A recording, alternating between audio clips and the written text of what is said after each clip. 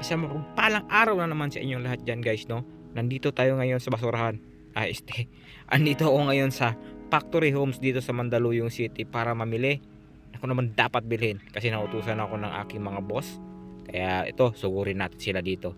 So ito na nga guys, no, matatagpuan nyo siya dito sa Mandaluyong City, dito sa malapit lang sa may TV pa. At yun na nga guys, no, naisipan ko siyang i-vlog guys kasi nga naengganyo ako pagpasok ko dito guys. Ayan, nakikita nyo naman guys, sobrang dami nilang pwedeng pagpilian dito na panglagay sa bahay, decoration sa bahay, sopa, higaan, cabinets at kung ano-ano pa.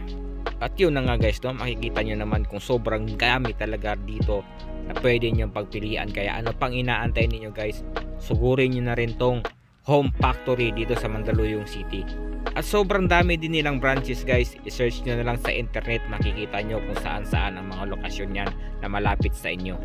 At ang kagandahan dito guys, kung mapapansin niyo, lahat ng item na mayroon sila dito ay naka-sale. Iba-iba yung sale dito guys, may 50%, 20%, at saka 30%, 70%. Lahat ng percent meron dito. Wag lang yung positive percent ha. At yun na nga guys, no, kaya nga napasugod nga ako dito kasi bibili ako ng sopa. Kasi napag-utusan ako ng aking mga boss. At itong ipuan na to guys, kailangan kong bilhin. Saka ito yung sopa na to, napakaganda. Tingnan mo naman guys, ang layo ng diferensya, 22% off yan, 11,000 na magiging 8,000 na lang. Ayun, ito na nga guys, binayaran na natin para baka magbago pa ang isip nila, ibalik nila sa normal price. Kaya ito na nga guys, bayaran na natin.